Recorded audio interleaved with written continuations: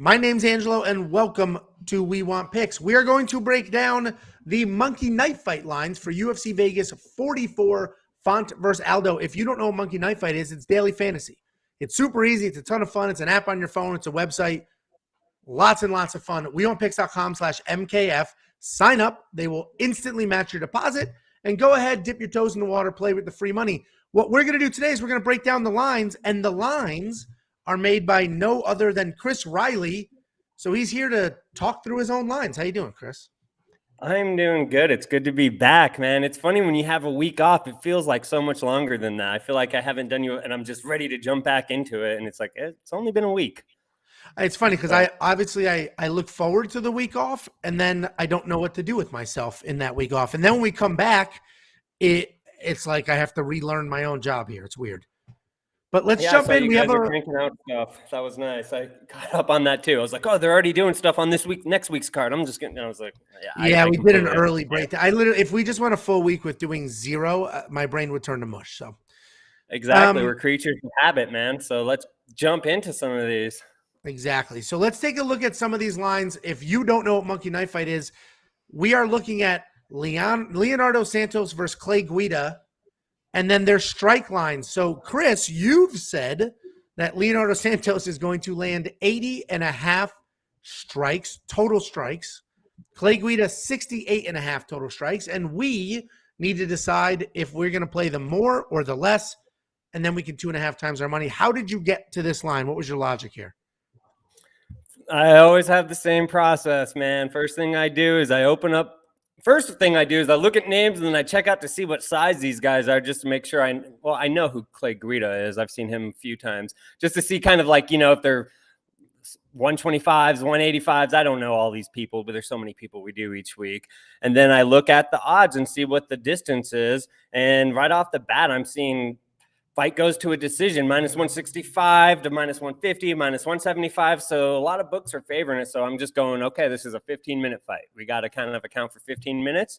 And I know Clay Guida is just tough, man. So I don't know. I basically went off the strike range. And to be real with you, Santos, he's a little higher than his fight log, but he does have a ceiling of like 116, and I just assumed since he's not, I don't think he's going to finish Guido at all. So I kind of went a little higher on him, and this one was tricky, as you can tell. Oh, no, I did change. I thought I had Clay as the higher strike line.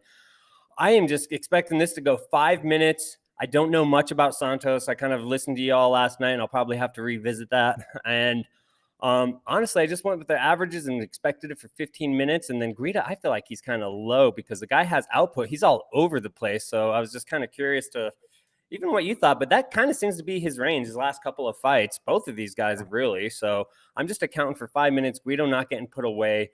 And unless this becomes a grappling war, I feel like these lines are pretty good. And honestly, I'm not getting too much action on these ones. We'll talk about some other ones later on where I'm just getting pounded on. But this one, not too interesting to be. Oh shit, I'm completely wrong. We are definitely getting hit on overs on this one, so I probably raised these already. I did, yeah. Entertaining stuff, right? It's early, but yeah, I'm just I set it out with what I thought was the average, and now that public is just taking it up. So we'll see when people stop taking the overs, and then I'll probably stop raising it. You know what I mean? Yeah, well, it's an interesting fight because obviously Clay Guida, super crazy volume. That guy just never stops moving, always coming forward, always throwing something. Leonardo Santos is a nasty grappler. I think 7-time world champion grappler, but he does have good technical striking. So he can strike as well. He also has power. So it's an interesting matchup. These guys could end up striking the whole time, and then they'll blow past these numbers. Or we can see Guida work in some takedowns, Santos sort of tie him up on bottom. Like, it could go a few different directions. I'll probably sit on this one and see what happens. I hate those 70s and 80s strike lines. But those ones make me nervous because it's like right there. If there's grappling here, they probably won't hit that. If there's not, they'll blow past it. So I'm going to leave this one alone, but it is interesting to know that the public is just pounding the over, and it's working its way up. And it makes sense, too, when you look at Santos' last two fights. They both went to a decision, and he had 74 and 116. So, that's kind of where his line comes. Now, you see 80 doesn't seem so bad, right? Yeah, no, exactly. Yeah, I wouldn't touch it, though. This is not There was a Should be few good lines I fight. liked last night. Like I liked them more and more on Menafield and Knight. So there's a few that I like. Pick your spots. You don't need to play every single one. The co-main event, we have Rafael Fiziev versus Riddell. Both of these guys are nasty strikers. Nasty strikers. We've seen Brad Riddell work in takedowns here and there in past fights, but for the most part, he is a striker through and through. Rafael Fiziev, very, very high-level striker, good volume. Both of these guys come forward. It looks like this line moved. I'm assuming you've moved this line up. Yeah, man, that seems to be the trend this week. And it's funny because I had Fiziev 88, I believe, or something to open him up. And it's nuts because for some reason I remember his last fight against Green, and I thought that was an absolute war. And if you asked me what I thought if you were like, hey, what did he throw that fight? I probably would have guessed like 140, 150 because they got fight of the night. And I just remember that being a fight. Yeah. But then when I looked at the data, he threw 104. And I'm like, ooh. Oh, really? You know, so yeah, doesn't it seem like he threw a lot more than that? Yeah. And so maybe his volume ain't quite there. And when I looked at his fight logs, man, he's got a lot of decisions. Well, not a lot. He has 3. And in those decisions, it's 104, 82, and 73. And we all know that Maurice Green is like high volume and something. But so is Riddell. So I'm expecting something in that range too. So 100 might make sense, but I don't see me ever going above that. Yeah. And then this one was tough too, because technically Riddell throws at a higher pace than him.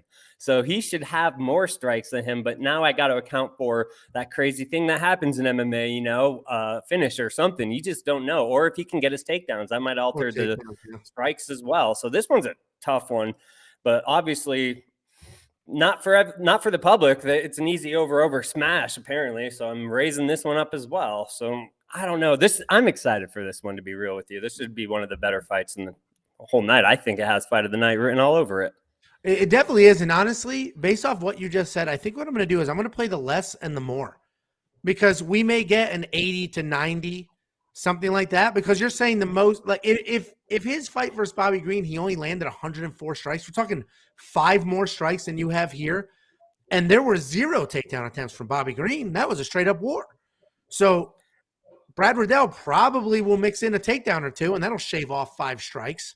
So that's really, I'll tell you what, the smart thing to do would be to wait a little more, man. The trend's going up. I know for after this conversation, I'm not going to raise him too high, but I may have to raise him a little higher. And if that happens, we just showed our hands, so we'll see what happens. Now everybody's going to sit on it, but I'll sit on it and see what happens, and then maybe hit the less, because Brad Riddell, if he does get takedowns, he'll strike on top, obviously. If Rafael Fiziev is defending a few takedowns, that'll shave some off the top there. So, yeah, I'll sit on this line, but less more right now is probably an okay play. But, yeah, maybe this will go up, and then I can go ahead and hit the less. Yeah, if he's at 99, though, I don't see me going too much higher than that. I mean, unless I really have to. Like I told you, I'll take a stand on certain fights. And sure. Yeah, if people want to take over 100. But you know what? I've done that. I've said that on this show multiple times. Like, he's never done this. And then sure enough, it's just like career high strikes. And that happened on a couple fights. I got called out on one of your podcasts, and I remember I was like, oh, he's never even thrown that many strikes. I can't remember who. And I lowered him, and sure enough, he crushed the opening line when everyone was laughing at it for being too high. I'm like, what are you going to do? You can't let the people change your mind. I struggle with that every week. I'll take a stand. I'll pick a big underdog. People will tell me I just did it with Ketlin Vieira. Everybody told me I was crazy, and I'm like, oh, am I crazy? And then sure enough, she beat the crap out of Miesha Tate.